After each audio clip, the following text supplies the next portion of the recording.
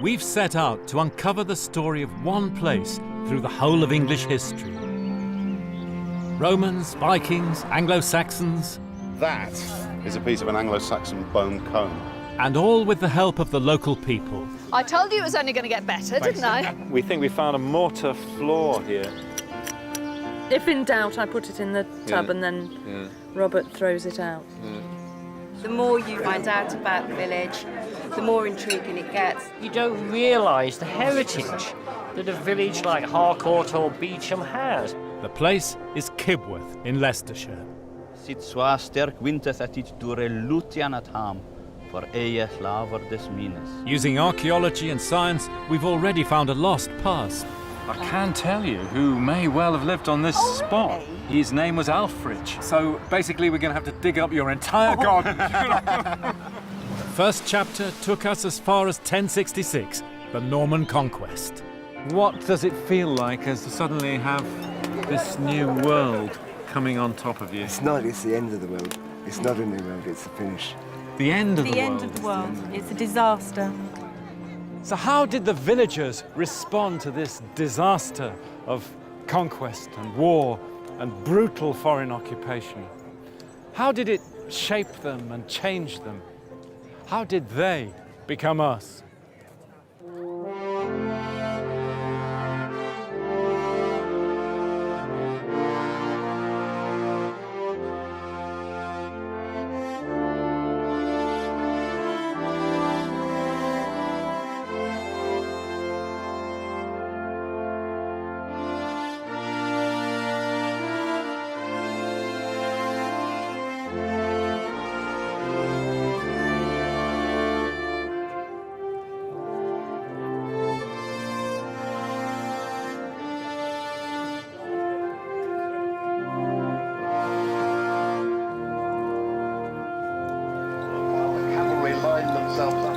On October the 14th, 1066, Anglo-Saxon England fell to the army of William the Conqueror at the Battle of Hastings.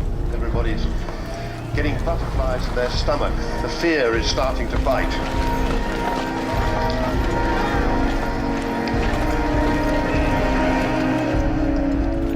Standing in the shield wall that day, there may have been men of Kibworth under their Lord Elfrich. Yes, they've slammed into that shield wall again. They're really giving it some hammer now. The flower of the English nation fell there, said the Anglo-Saxon Chronicle, and God gave victory to the Normans. We also have groups here from all over Europe. We have friends here from France, from the Netherlands, from Germany, from Poland.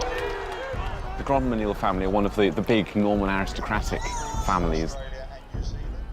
They're the warrior bands who come with William to fight for him, to make his new crown possible. Hugh Grandmesnil, he gets a huge cut of the new lands of England. He's given a large chunk of land in and around Leicestershire with the town of Leicester and the new Norman castle that's built there.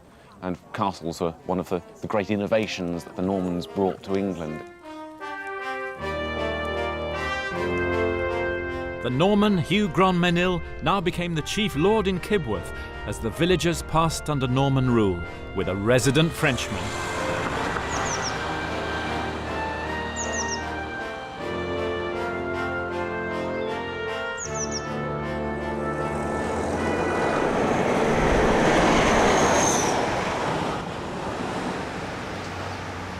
Reporting in English, the Anglo-Saxon Chronicle says that the Normans spread their grip over the whole of England, and they oppressed the English people by building castles everywhere. Now, I think they built one in Kibworth using the old Roman mound in the centre of the village, the Munt. But how to prove it? The Normans siege Leicester, sack it, destroy half the city, level 120 houses to build a castle. And in the hinterland, they build small castles, motte and baileys, earth mounds with outer enclosures. And here in Kibworth, one of the most populous villages in Leicestershire, that would be the context for building this here. You can imagine the Norman knights, them heavily armed like SAS men, tough as nails, press-ganging the villagers to dig the ditches, to throw this up, building the stockade on top, imposing a garrison locally. This is the area that we surveyed. Yeah. It's hardly discernible there. Yeah, no obvious features. There's no obvious features. Yeah. More work needed.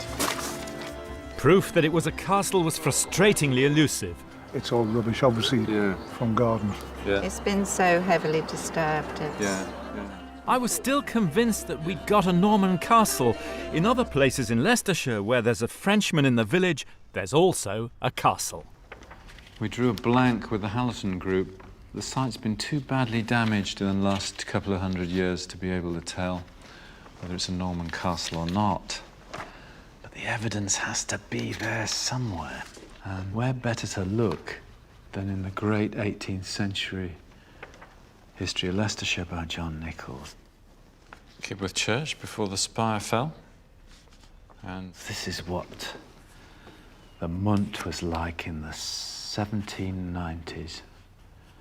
At the back of the Red Lion Inn, that's the Bobberley pizzeria today. A large mount encompassed with a single ditch, the circumference of which at the bottom is 122 yards, and the height in the slope of the mount about 18 yards. So it's a huge difference with what we see today. And then, this is really interesting, running away from it for 55 yards northeast, another ditch 3 or 4 yards deep. That's the crucial clue. Now, when you compare that with what you see today, surviving Norman castles like Hallerton here is almost identical, size and shape. And you draw that on the map of the village, then what you get is a Norman Motte and Bailey castle.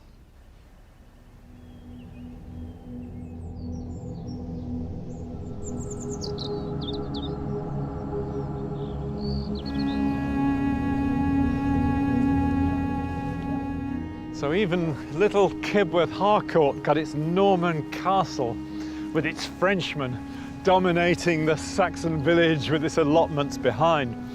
And pretty soon after the invasion and conquest, the Anglo-Saxon landowners here, Edwin and Alfrich and Alfmayer, were removed, part of a wholesale removal of the English ruling class. By 1086, there's only 2 out of 1,400 chief tenants in England are of English origin. And even more fantastic, for the next 100 years, there's virtually no intermarriage between the Norman aristocracy and the native English. The Normans quite clearly consider the Anglo-Saxons socially and ethnically inferior. And the English here are living not only under occupation, but under apartheid.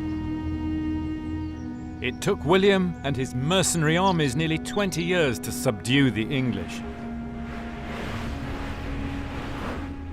And then, in winter 1085, the king had deep speech with his councillors about England, what sort of land it was, what kind of people. After Thisum have desse king Mitchell Yethecht on Swithe Delpespache with his. And he sent his men all over the country to find out. The jurymen from Kibworth and Smeaton were summoned to their assembly place. It lay in the countryside north of Kibworth, and for centuries was the meeting point for the local 100, the subdivision of the Shire. And as its name suggests, it was a tree.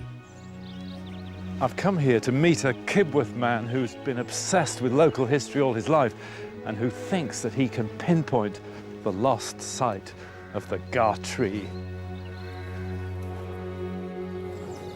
These now forgotten meeting places lie at the root of the English system of local representation. Hi, Stuart. And Stuart knows more than anybody about this one. Good to see you. And you.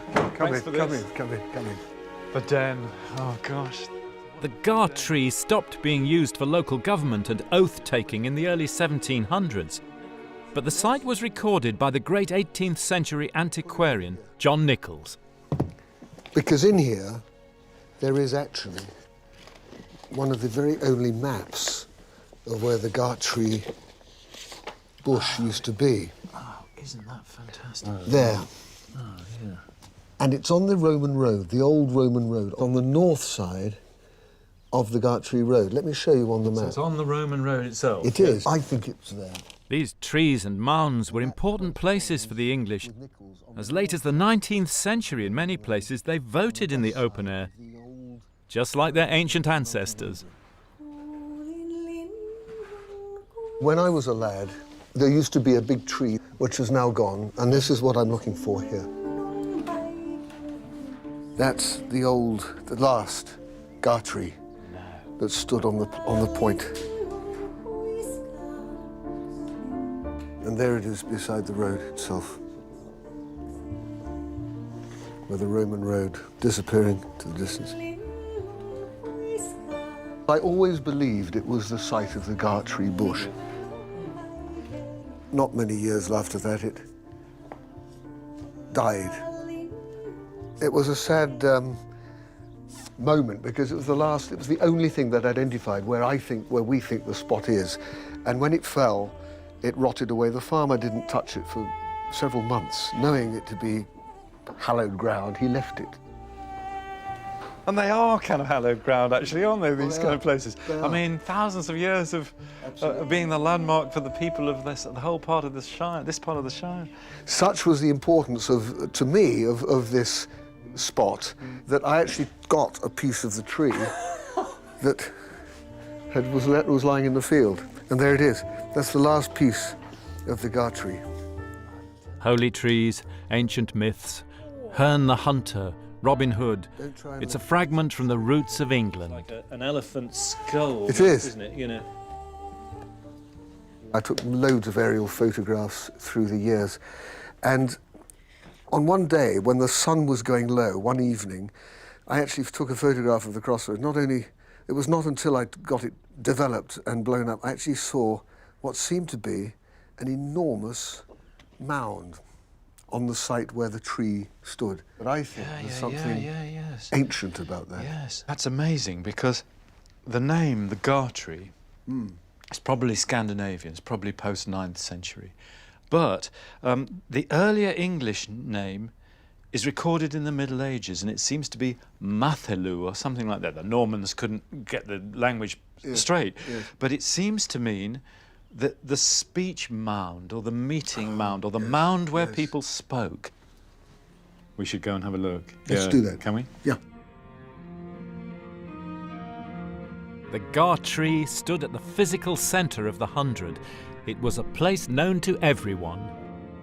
Great view across the Welland Valley. Oh, it's absolutely fantastic, isn't it? Look at that. Across the Slawston Hills, the Caudles, over to the south bank of the Welland. Which I suppose is what you want for a moot place, isn't it? Exactly. It's, and who's to say they didn't light a bonfire on the day when the moot was being held to summon people? Thorpe Langton and Staunton Wyerville, Church Langton, all the southern villages of the Gartree 100. Medbourne and Hallerton, and you can see through there even Market Harbour, and of course Kibworth, just over here, all connected. And all that. You would get the message whether it was by bonfire or signal, and the villagers would see where the point of the meet was, the moot site, they could see clearly. It must have been this time of year in 1086 that the jurors, the ordinary free men and of these villages, including Kibworth, all came to this spot, maybe over a few days, to give all the information about themselves to the foreigners, to the Normans, with their English secretaries, presumably the collaborators who wrote all this down, including taxable information. I mean, that's what it is, isn't it? I wonder how accurate they were over there. The first real declaration of their inventory, the handover. Tis scherma totelena, akit nethuchta himnan scherma todona, an oxe, ne an ku, ne an swin, nas beliven, that nas set on his jubrite. He was a hard man. He's a switha starke. which means that he was a very hard man. Yes.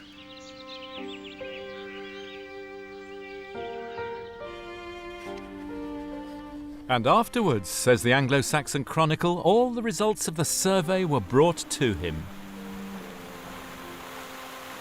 They're in the National Archive in Kew today, in Domesday Book. This is Leicestershire, and here you can see how it's organised. Here's the list of the landowners, most of them Norman lords who, of course, have replaced the It's not a neutral historical source, it's the record of a cataclysmic takeover in English history. Granter's menu. Here we go, Kibworth. Chiburda, Kiburda, Cliborn even. That's obviously Norman's mishearing Anglo-Saxon, isn't it? Oh, and that's actually the Frenchman. Kibworth Harcourt, first of all. There's 12 carucates of arable land on this. It's the old Danish system of measuring land which they used in the East Midlands. In Kibworth Harcourt, the population was a mix of free and unfree people, with some slaves and the Frenchman. But in Kibworth Beecham, curiously, in view of its later history, there were no free people at all.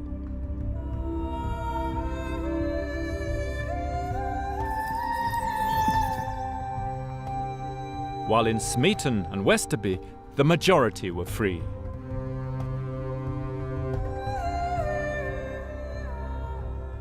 As for what happened to the Anglo-Saxon lords before 1066, Elfrich and Elfmere, Edwin Alfeth and the rest, we simply don't know.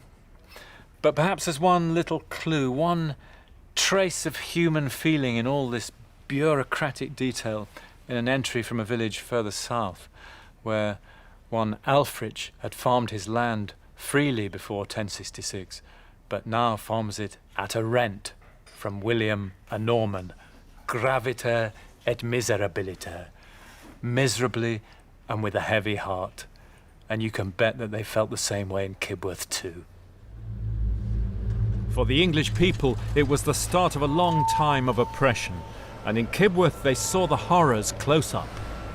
1124.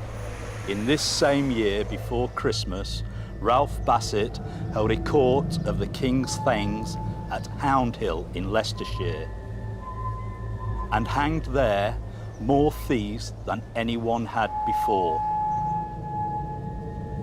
44 men were killed in no time. 6 of them were blinded and castrated, and many honest people said many of them suffered very unjustly there. But our Lord God, from whom no secrets are hid, sees the poor oppressed by every kind of injustice, deprived of their property and their lives. A terrible year was this.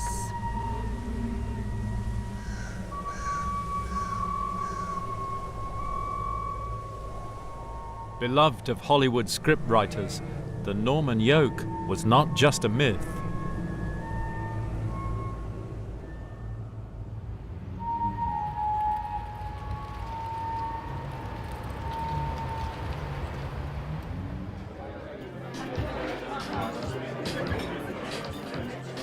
There was rage and racism on both sides. The defeated English retreated into their own language, their own jokes, their own customs. To the Normans, the English were lazy, cowardly, treacherous, superstitious, not to mention their dog-like barking that passed for speech. But most of all, the Normans thought the English were uncontrolled boozers. And it's at this time that you get the first descriptions of that hallowed English institution which existed in every village, including Kibworth, the Domus Potationis, the alehouse, the pub. One Norman writer describes the interior of one of these places where the rustics sat at their tables and benches, and where, if you looked carefully, you could see little devils perched on the lip of every man's cup.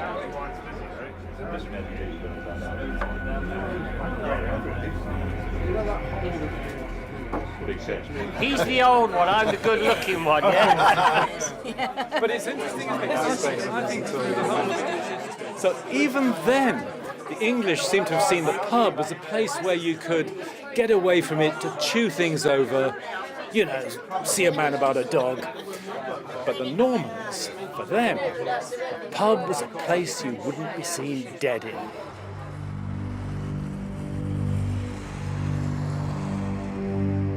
Kibworth in the 12th and 13th centuries was split between several Norman lords, two of whom have left their surnames in the village till today, the Harcourts and the Beauchamps. To get a picture of the village then, we have to turn to the maps drawn up by a later landlord who took over Kibworth Harcourt in the 1260s, Merton College, Oxford. God, this is absolutely fantastic, isn't it?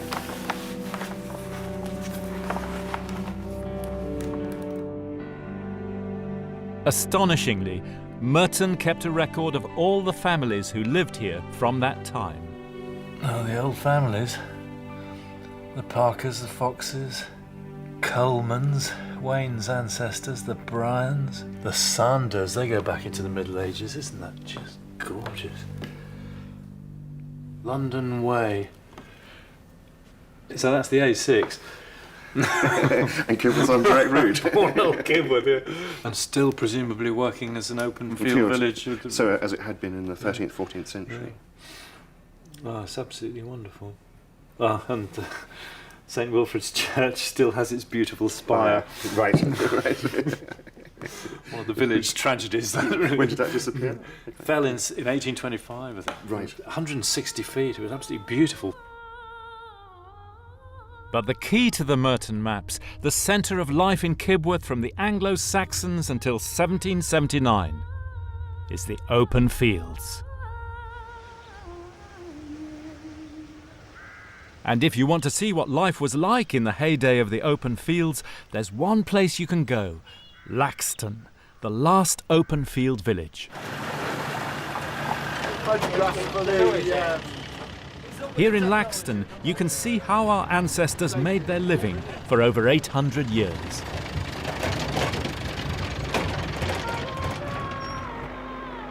Everyone had strips in the open fields.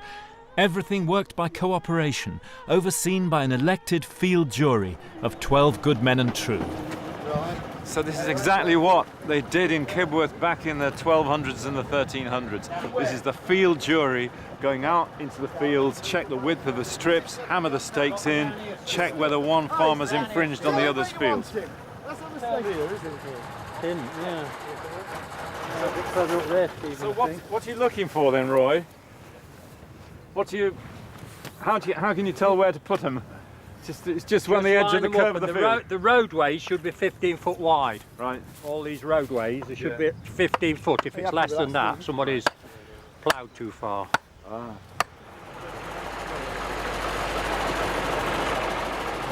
The other great thing about this is you get a real sense of what an open field landscape looked like with these huge open fields. There's no division between the strips apart from the bulks and the stakes. It's a great wide open landscape. This is just what Kibworth would have looked like then. A well-off peasant might have 50 or 60 little strips scattered through the three fields. None of them straight. There's not a single piece that's straight, I don't think. Not one. No. I know. I always think it's to do with the land, because you can't plough the land. The soil changes as it goes across, and it pulls your plough. But if you keep ploughing it every time the same way, where it's gone one way, you keep going the same. Wow. The light land ploughs straight, and the strong land ploughs wide. Here at Laxton, you can get a sense of the communal effort of our ancestors, men and women, that was needed to maintain such a complex system. Straight line, look. Oh yes. Could have come to there, so he's left it. If it had been the other way, if it had come to here, we'd have been in serious trouble. I want somebody who knows what they're doing to go round there. Are you going that way, Carl? It's kind of a great image of the kind of medieval farmers of Kibworth going, I want somebody who knows what he's doing. You go down to the sheep's bottom and you go up to Blackwell Seek.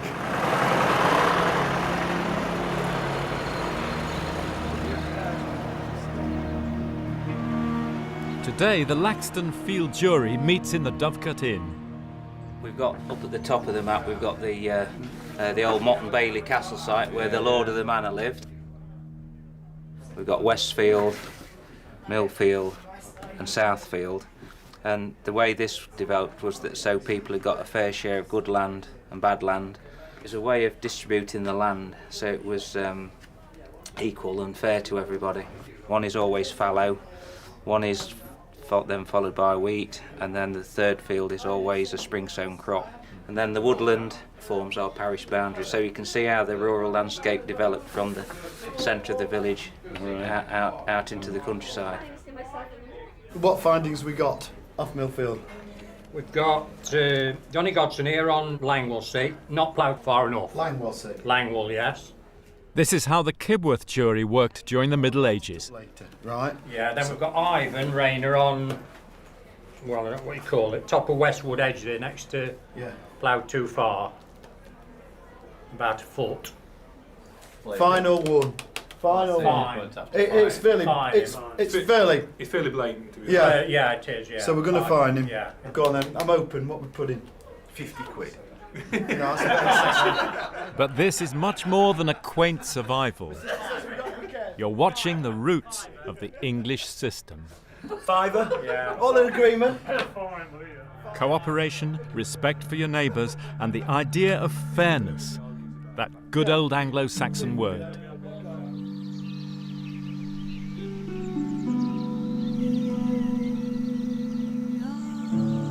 The Kibworth documents from the 13th century in Merton College paint the same scene. Easter 1270, meeting of the Manor Court of Kibworth Harcourt.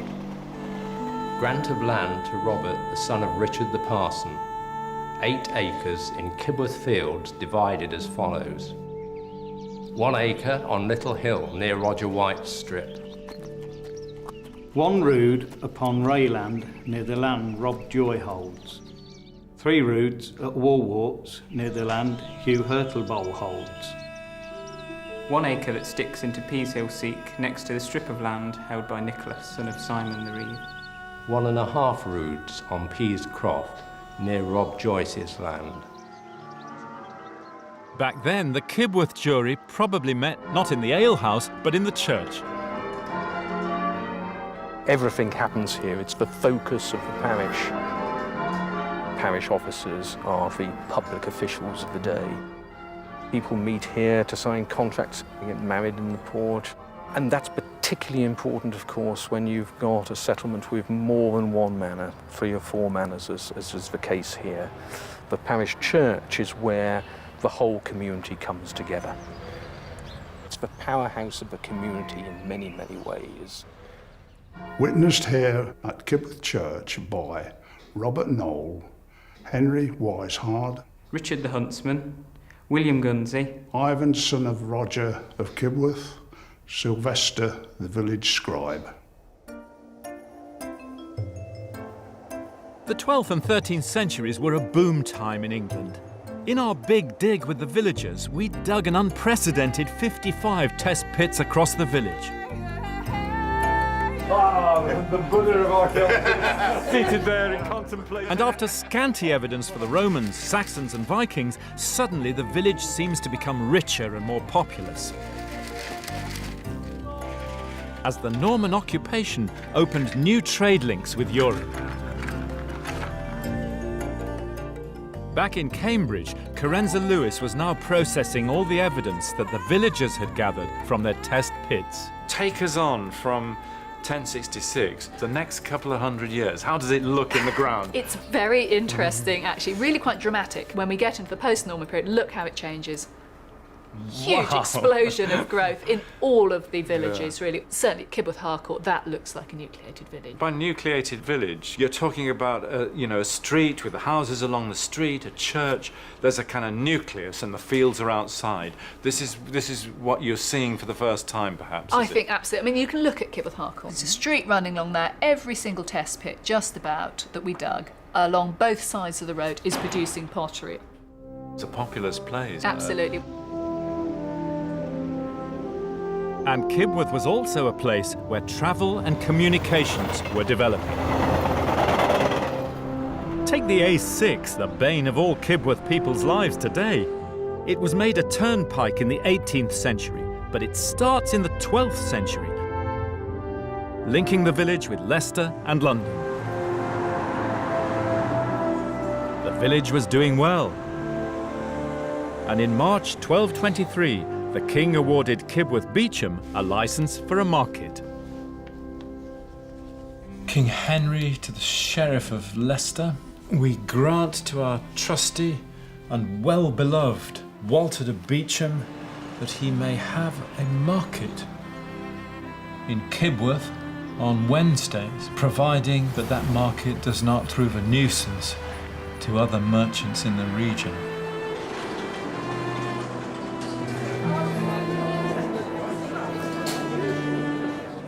And at our history day in Kibworth High School, an unexpected source of new evidence came up for the beginnings of this boom time from local metal detectorists.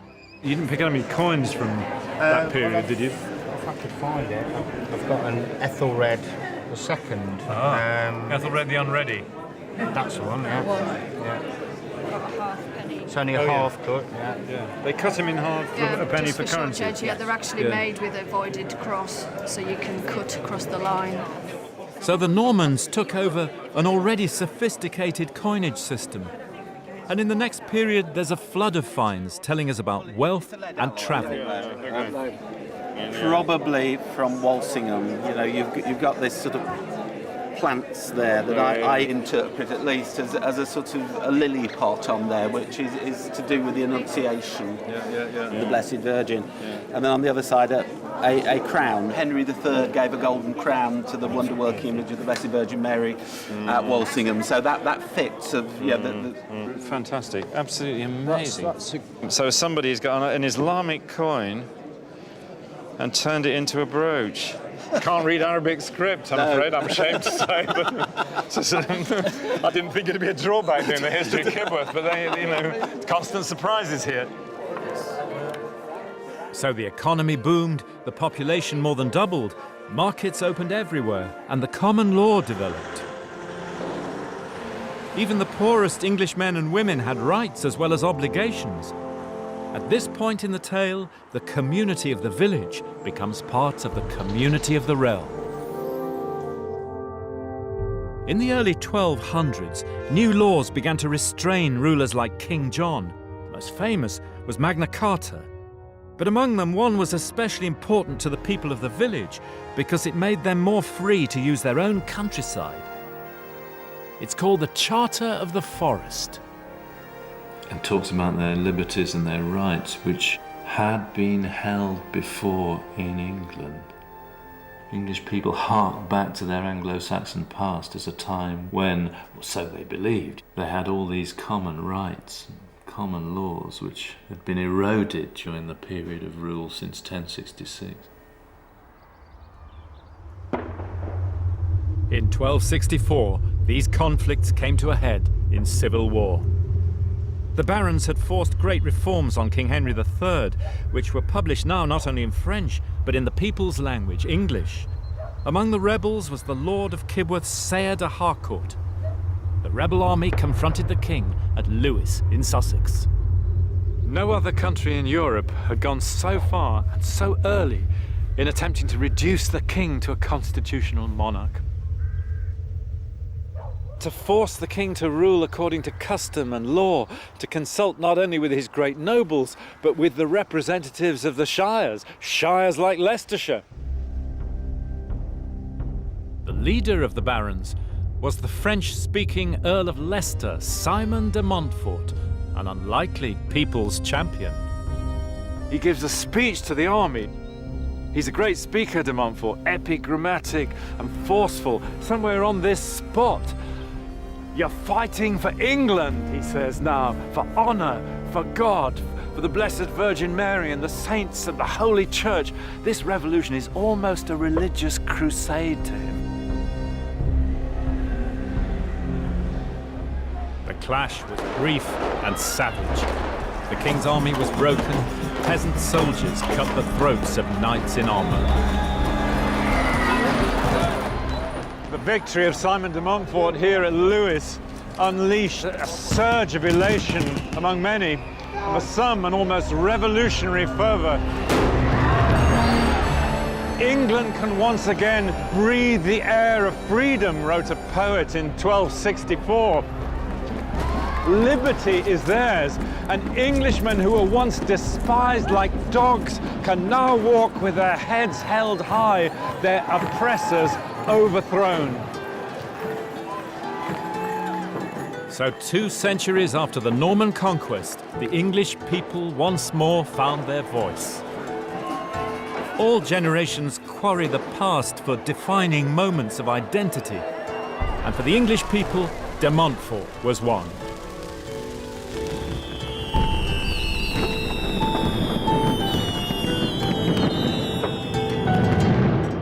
Simon de Montfort had seized power from the king and carried through gigantic reforms of the realm.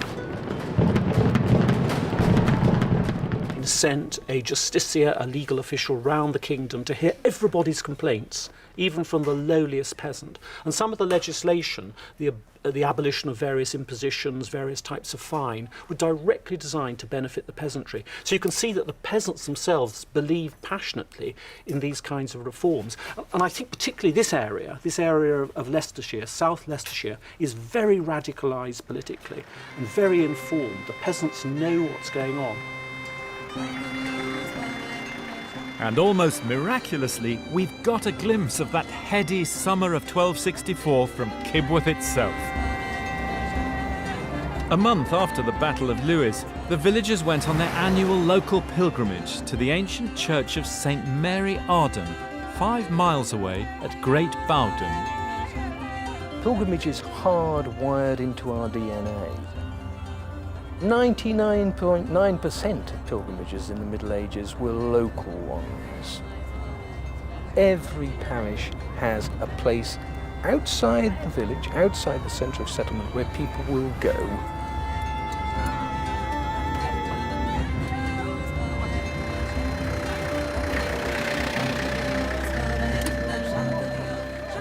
And that summer day in 1264, the people of Great Bowden, who were royalists, met the villagers of Kibworth with axes.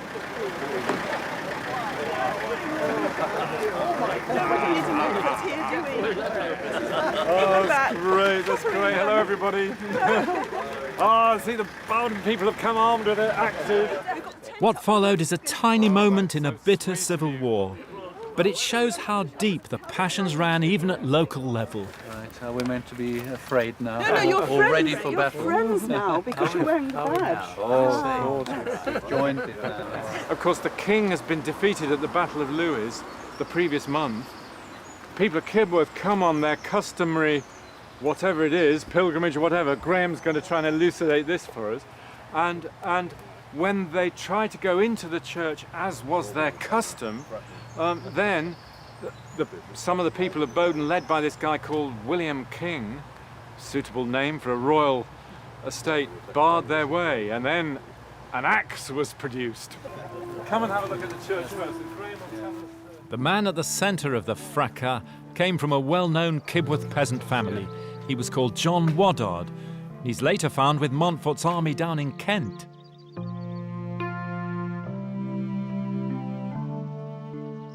Brought this back from Stoke Albany some years ago and put it here. Was it not originally? Oh, it was originally, but it was taken over there for care while...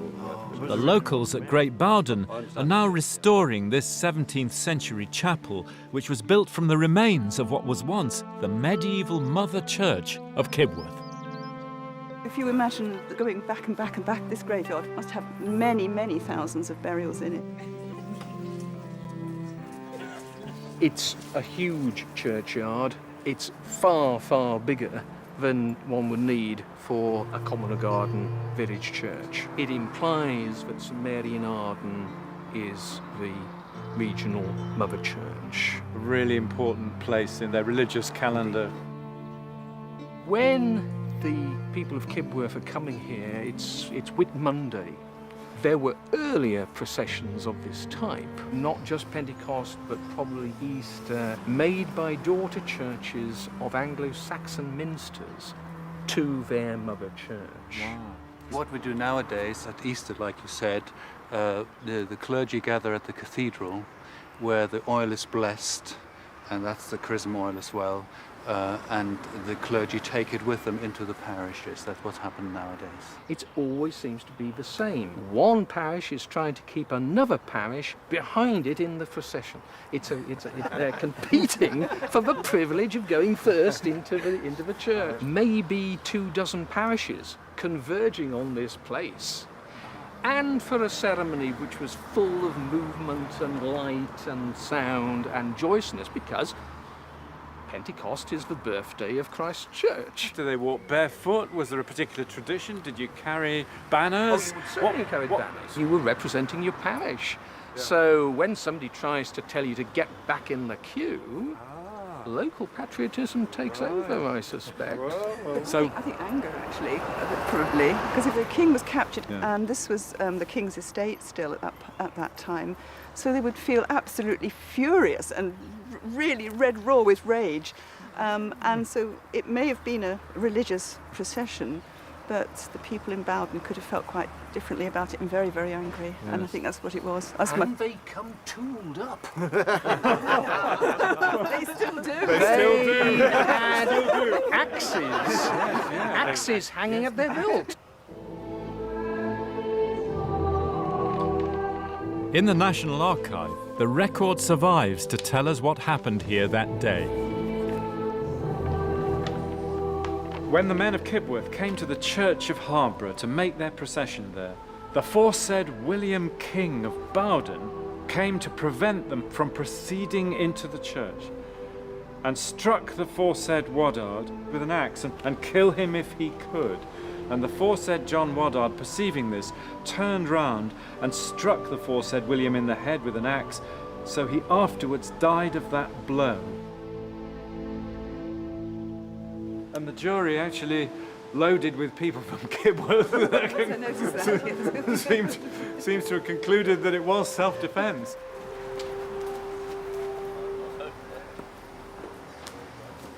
One of the things which has really emerged, I think, from recent work on this whole period is the way peasants were radicalised and took part in the actual fighting.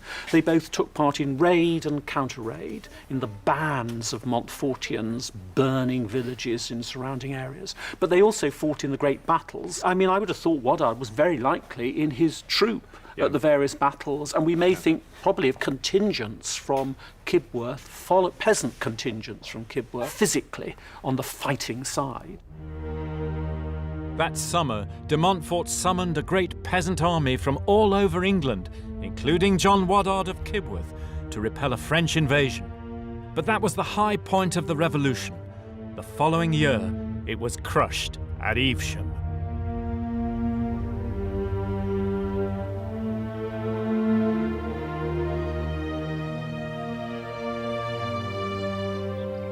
The rebels had fallen out among themselves, and finally de Montfort was trapped by his enemies. De Montfort arrived here in Evesham about 6 o'clock in the morning, and his army were desperate for rest. But soon afterwards they became aware that out on the green hill there, a large army was arriving. De Montfort sent his barber, Nicholas, up the abbey tower to see who they were. Nicholas was an expert in heraldry. When they reached the top of the hill, they unfurled their royalist standards, and Nicholas knew exactly who they were. "God save our souls," he said, "for we are dead men." In the final battle, de Montfort was hopelessly outnumbered. And here we are on a 13th century battlefield. Why doesn't Montfort try to escape? He just wasn't made like that. He was a man of rigid discipline, both for himself and for his cause. In fact, he believed he was doing God's work. This is what he'd convinced himself of doing. So the revolution was God's work. The constitutional revolution was God's work in his eyes. It was, yes. That's amazing. Of course, when people become convinced that they're doing God's work, they're capable of anything. Yeah. And when they got up here, and they could see what they were really facing, they panicked and fled in all directions. What happens to Simon himself then at this moment? Well, he's very quickly surrounded by his enemies. His horse is killed under him, and it's said that he was struck through the neck by a lance, pretty nasty thing, and he of course fell to the ground. And people were so fired up at this point that his enemies pounced upon the body and chopped it up. Chopped all the arms and legs, head, and the private parts as well. They were all chopped off. The same thing happened to all those people who'd fled. The rest of the day, they were chased all over the landscape, wherever they could be found, and killed. Some people got into the town and thought, oh, we'll hide in the abbey, we'll be safe there. But they weren't. They were killed in the abbey. The high altar itself was splashed with blood. Bodies lay everywhere. It was the most appalling scene. Did John Woddard of Kibworth die here? We'll never know. This is the traditional spot where Simon was killed, isn't it? The site of Simon's death immediately became a place of pilgrimage. And people of all walks of life came here from all over England, including peasants from around Kibworth, seeking miracles. People came from far and wide to make use of this water, which they believed had miraculous powers. A real emotional response to his defeat welling up among ordinary people for whom the revolution had meant something, even though it failed. So it's a window, a brief window, which closes after about 10 years, into what ordinary people were inspired by at the time. And even in remote places like Kibworth, it was the talk of the village, you know, what Earl Simon is going to do for us, and well, what we're going to do now, he's gone.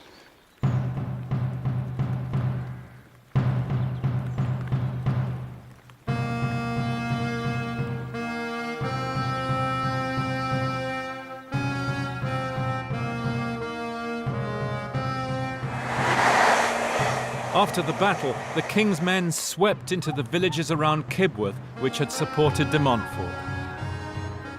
Sire de Harcourt was captured and thrown into jail, and the king's assessors made an inventory of his estates.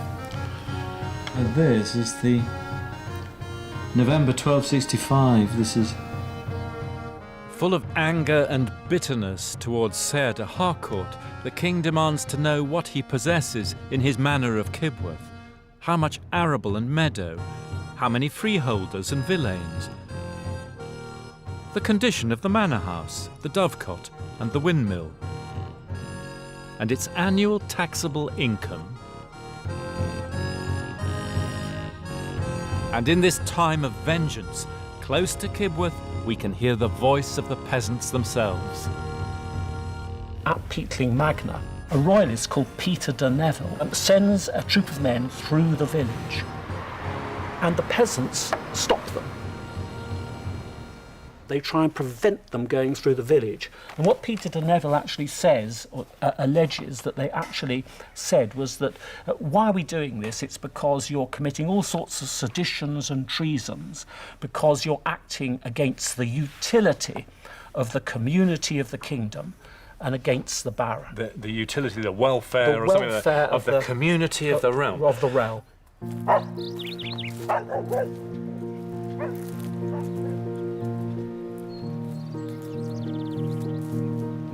De Neville was in a cold fury and threatened to burn the village down.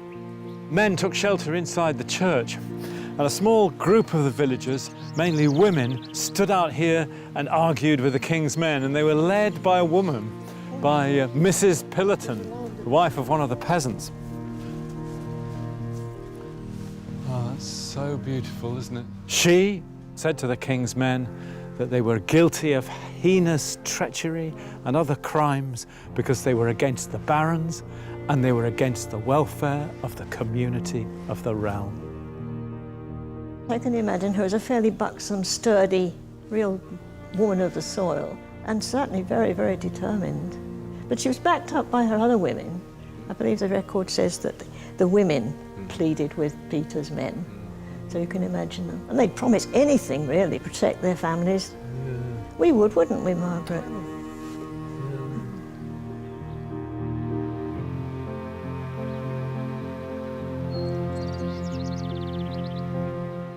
The king spared Sayre de Harcourt's life, but imposed a huge fine for his treachery. So Sayre was forced to put the manor of Kibworth Harcourt up for sale. With its new windmill, its dovecote, its freemen and villeins, and its 1,400 acres of prime arable, a fine piece of medieval real estate.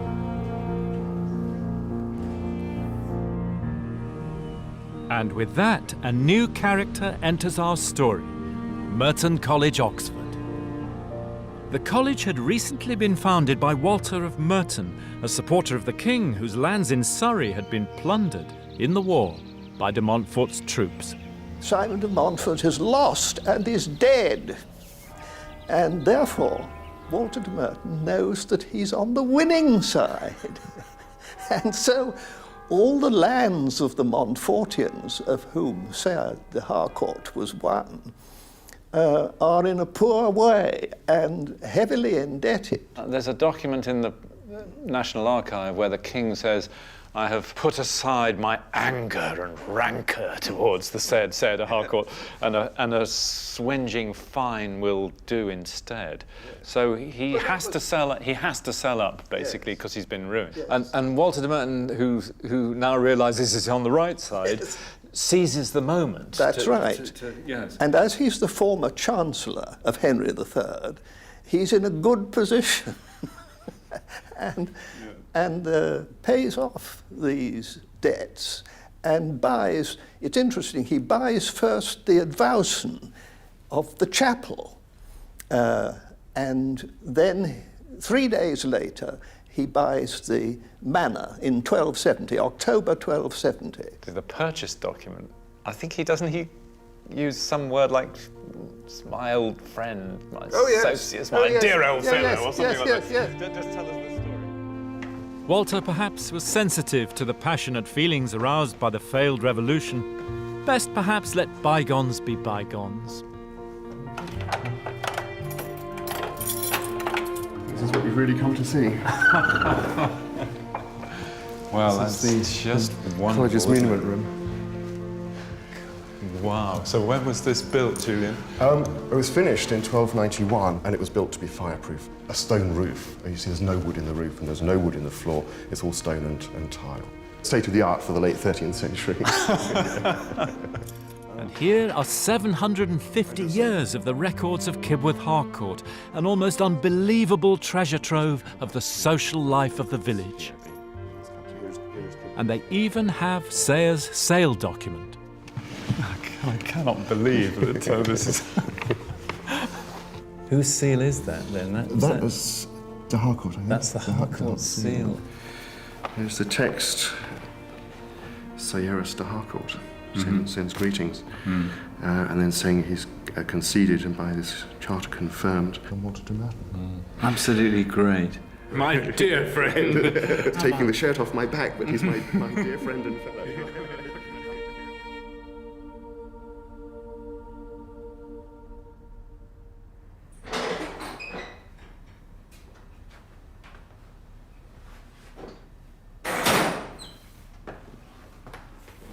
Across the courtyard is the early 14th century college library.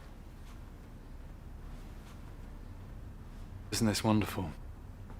The oldest continuously functioning library in the world. And here is the earliest complete survey of Kibworth and its people. The magic of the parchment trail. It's one of those medieval documents where the life of the past and the life of the people of the past just comes leaping off the page. It's a list drawn up by the estate managers of Merton College in the 1280s. The first description of the village of Kibworth Harcourt. And in it are listed all the families of the village. The Poleys, we can trace them over 15 generations. The Browns, one branch of whose family will become alderman in Coventry and wear the ermine, a fabulous case of medieval social climbing. There are 11 free tenants and their families. There's 27 customary tenants. They're people who owed part of their labour to their lord. There's 7 cottagers, people who did jobs in the village, washerwoman or the thresher. And there's a dozen other families who have no land. Wonderful snapshot of the village. Suddenly, with this, the village and its people come to life. And who better to introduce the Kibworth people of the past than today's villagers? Emma Gilbert, Villain. Robert, the doctor. Alice Starr. Matilda Starr. Sisters. Robert the Thresher, cottage holder. Beatrice Sybil, Villain. Henry Pole, Freeman. Richard Pole, Freeman. John Pole, Villain. Cousins. Alice the washerwoman. Robert the broker. Scholastica, Villain and widow. John Goodyear, Villain. Hugh Bond, Villain. Will Rains. Henry Button, Freeman.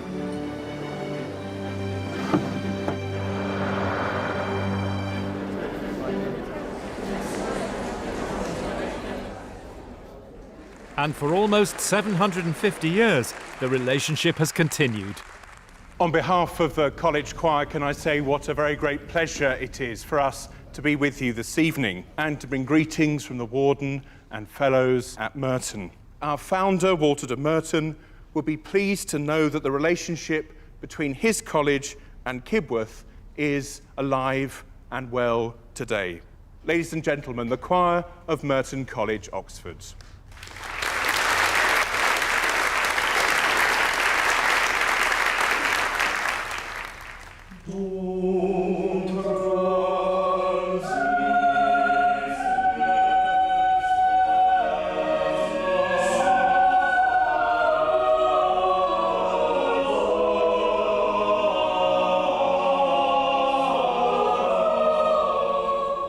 So that's how Merton College became the lord of the manor of Kibworth Harcourt after the triumphs and the tragedies of the Barons' War.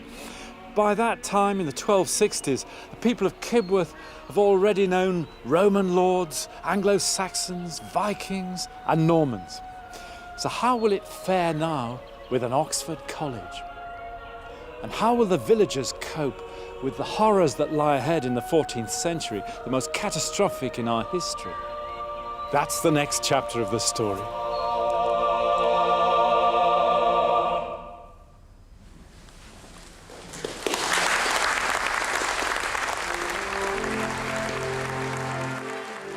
Next in the story of England, the Great Famine and the Black Death, times of trial and times of hope.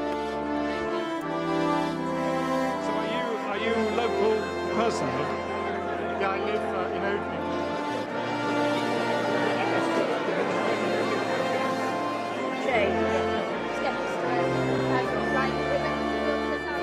And somebody must have a fabulous sense of speech.